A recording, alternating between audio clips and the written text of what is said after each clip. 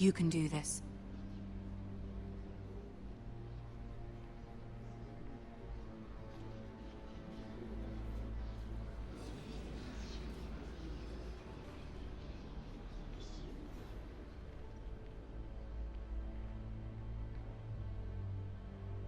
Ah, Lady Marjorie.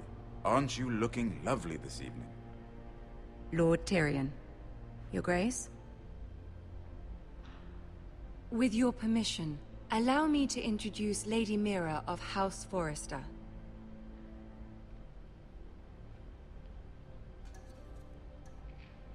I am honored, Your Grace. Yet not honored enough to kneel, I see. House Forrester is a northern house loyal to the king. Are they? I beg your pardon, Your Grace. I wasn't talking to you. I want to hear from the girl. Is your family loyal to the king? Perhaps you should ask the new Lord Forrester. He's not here, is he? She is. Joffrey is the one true king, Your Grace. And yet... For centuries, the Forresters have been loyal bannermen to House Stark. A house of traitors. Yes, Your Grace. They are traitors. The Starks were your liege lord, yet you name them traitors so easily. I take it this is the kind of loyalty the king can expect from you. If you have any loyalty at all. Is your house willing to swear fealty to your new liege lord, Roose Bolton? Roose Bolton also served the Starks, Your Grace. And proved his loyalty to the crown by bringing their house to a swift and sudden end. Old allegiances are not easily abandoned. But now that the war is over, we must look to rebuild and forge new alliances. There are ships and shields to be built, and Joffrey will need a steady supply of ironwood for his armies. I'm told there are others who would happily serve that purpose, but I trust we can rely on House Forrester. Forrester Ironwood does seem rather unique. Yes, Your Grace. It would be a shame to see it fall into the hands of another house. I imagine you'd do almost anything to prevent that from happening, wouldn't you? Ask any Lannister, and they'd do whatever was necessary to save Casterly Rock. It would be unfortunate to see another house lay claim to what's yours. Yes, Your Grace. I would do anything. I see. What would you have the girl do, Cersei? It's not as if she fought beside the Starks, wielding a battle axe for the Northern Army. It raises an interesting question, I suppose. Can we truly blame those who end up on the wrong side of the war? Our dear Marjorie here was betrothed to Renly Baratheon on the false assumption that he would one day rule the Seven Kingdoms. Can we fault her for her mistake? Should she be held accountable? She was just following her heart, Your Grace. And the very same heart so quickly led her to my son. If there's a point to this, I hope you find it quickly. Loyalty can be such a hard thing to define.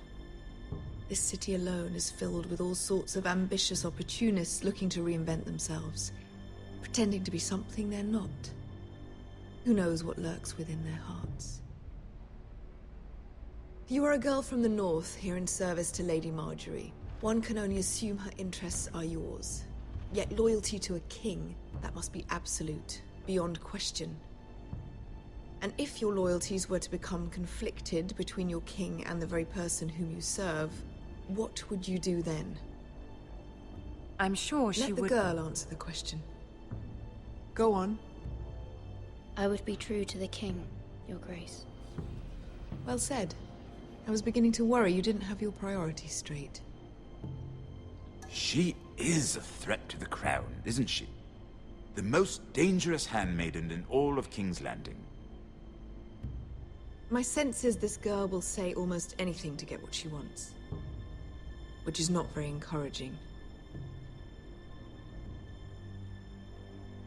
I'd like a word with you, if I may. Of course, Your Grace.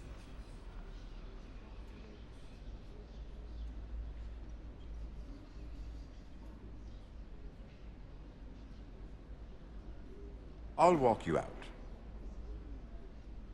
This may come as a surprise, but I met your father once, at the tourney at Lannister. Even then he didn't trust Roose Bolton. We only spoke briefly, but your father struck me as an honorable man. You have my condolences for his loss. Thank you, Lord Tyrion. That's very kind of you to say. That certainly took courage. To so publicly declare your loyalty to Joffrey for all to hear. Poor Lady Margaery was humiliated, although Cersei seemed quite pleased. It was quite the first impression. I, of course, found it all highly entertaining. I did it for Lady Margaery. Rather odd, if that's what she asked of you. But I'm sure she has your best interests at heart. My sister and I have our differences. She takes great pleasure in her little charades. I take mine in thwarting them. We must find our amusements where we can. She threatened to give your ironwood to another house. It is the Master of Coin who decides such matters.